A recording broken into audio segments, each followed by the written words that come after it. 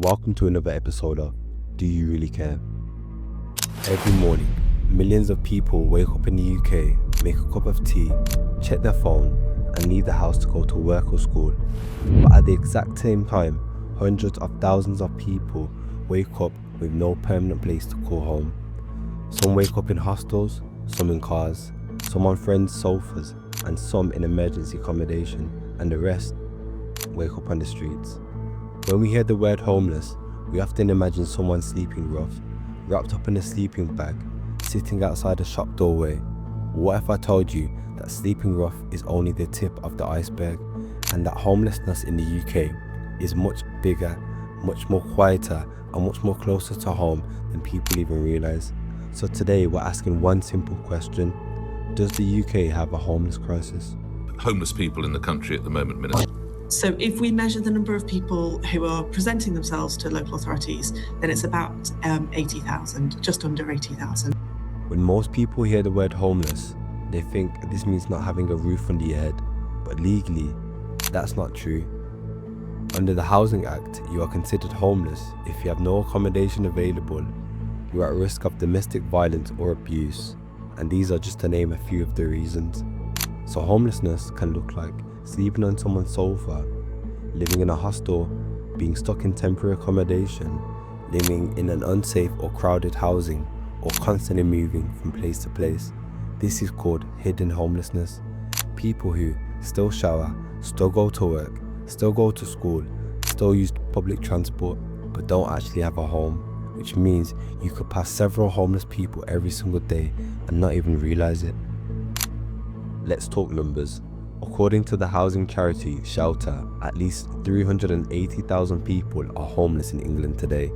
That's around 1 in every 153 people, and over 350,000 people are living in temporary accommodation. But first, a special report on the latest shocking rise in homelessness, even among those in active employment. New figures out today show 1 in 4 of the households in England becoming homeless last year had at least one person in work. Most of them are families and young children. This is the highest number ever recorded. To put that into perspective, that's more people that live in cities like Reading, York, Cambridge or Oxford, all without a permanent home. And these numbers don't even include people sleeping rough, because many homeless people aren't counted at all.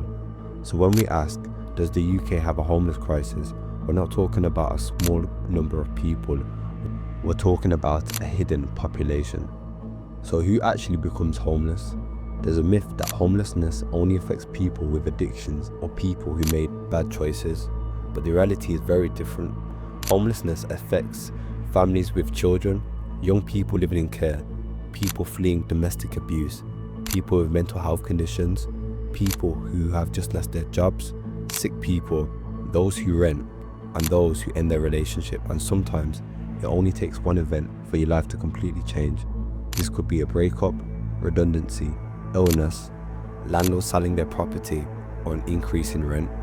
For many people living in the UK, they are only one crisis away from becoming homeless. Well, the government has promised now for years to reform the private rental sector. One of its big promises is to scrap no-fault evictions, to stop the kind of issues we've seen there.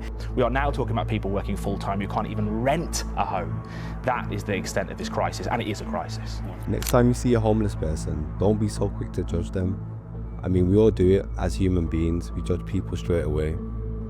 I was in Liverpool and I met a guy named John. A lovely guy. I started speaking to him and he was homeless.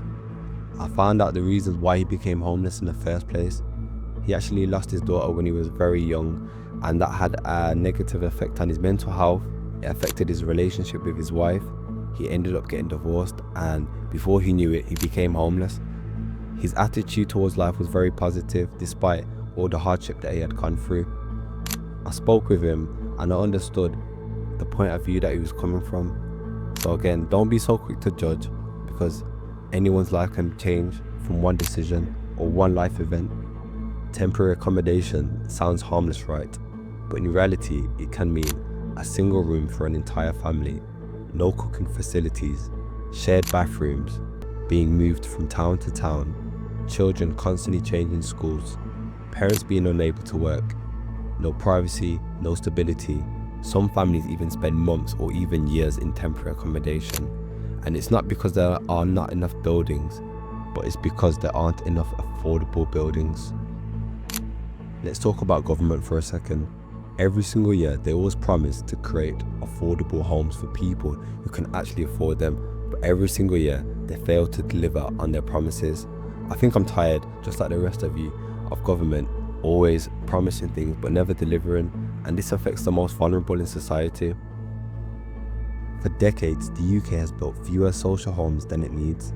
Council housing used to provide secure, long-term homes with affordable rents, but over time, that supply has shrunk, which pushed more people into private rental markets, where rents are higher and contracts are not secure, so one landlord's decision can end someone's housing overnight.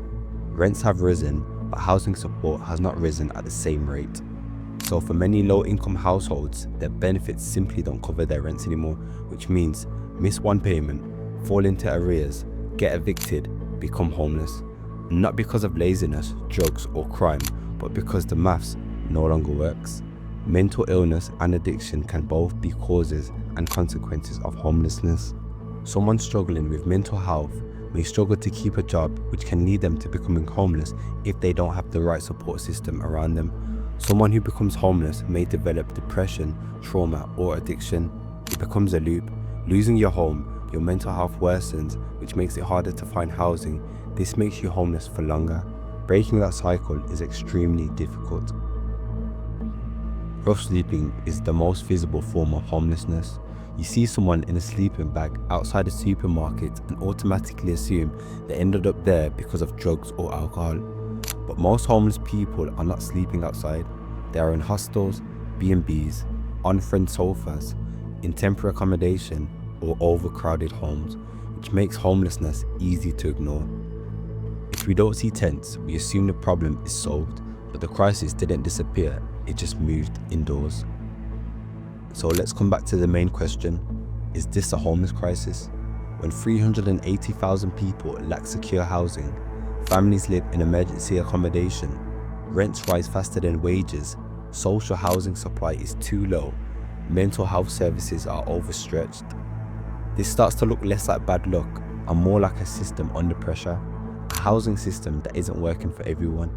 So, problem of lack of availability, a problem of lack of affordability. And an ITV News investigation met one couple who've spent 7 weeks living in someone else's back garden while their children are kind of sofa surfing, staying with friends.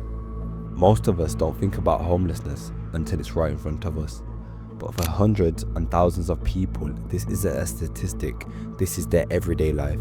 No fixed address, no long-term security, no certainty about tomorrow. So, does the UK have a homeless crisis?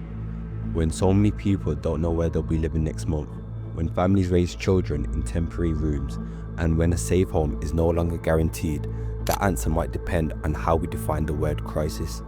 But one thing is clear, homelessness in the UK isn't rare, it isn't simple, and it isn't going away on its own. So let me know what you think down below.